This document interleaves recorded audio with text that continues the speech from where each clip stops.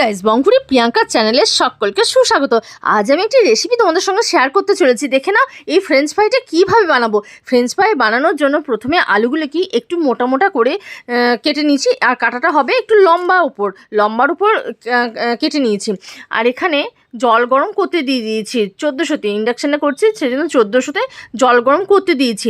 এবার জলে একটু লবণ দিয়ে দিলে ভালো হয়, কারণ যখন আলুগুলো আমি সেদ্ধ করব তখন এই লবণ জলটা আলুর ভেতরে ঢুকে যাবে এবং খেতে কিন্তু সেই লেভেলের টেস্ট লাগবে। এবার ভালোভাবে ধুয়ে নিয়ে জলটা যতক্ষণ না পরিষ্কার হচ্ছে ততক্ষণ ধুয়ে বেশ টাচটাকে বার করে দিতে হবে। এবার জল যখন এরকমভাবে একটু ফুটতে থাকবে, যখন এই বিন্দুগুলো দেখা দেবে জলের ভেতরে, তখনই আলুগুলো ছেড়ে দেবো।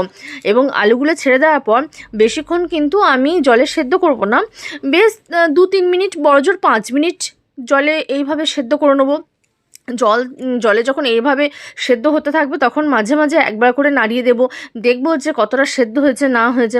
এইভাবে সেদ্ধটা হয়ে গেলে আমি এবার এইগুলোকে ফ্যানের তলায় একটা কাপড়ে মুছে নিয়ে ফ্যানের তলাতে এইভাবে শুকোতে দিয়ে দিয়েছি এবং তারপরে রেখে দেবো ফ্রিজে।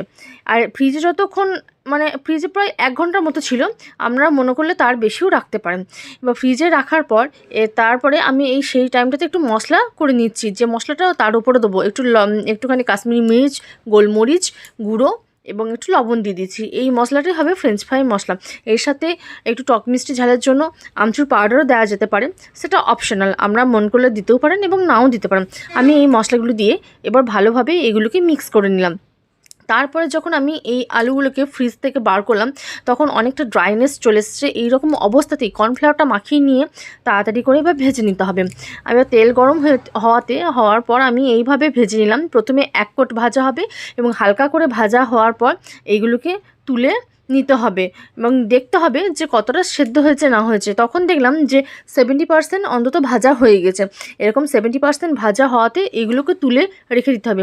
তারপরে ঠিক পরিবেশনের আগের মুহূর্তে গরম এইভাবে 100% ভেজে নিতে হবে। গরম তেলে ক্রিস্পিভাবে ভেজে নিতে হবে। একটু ভাজতে গায়ে যখন এরকম লালচে দাগ দেখা যাবে, তখনই এই লালচে দাগ দেখা গেলে এইগুলিকে তুলে তখনই পরিবেশন করে দিতে হবে। আমি পরিবেশন করে নিয়েছিলাম। এখানে এই ফ্রেঞ্চ ফ্রাই একটুখানি তুলে নিয়েছিলাম যতটা হয়েছিল প্রথমে, তারপরে বাকিটা কড়াইয়ে করতে দিয়েছিলাম।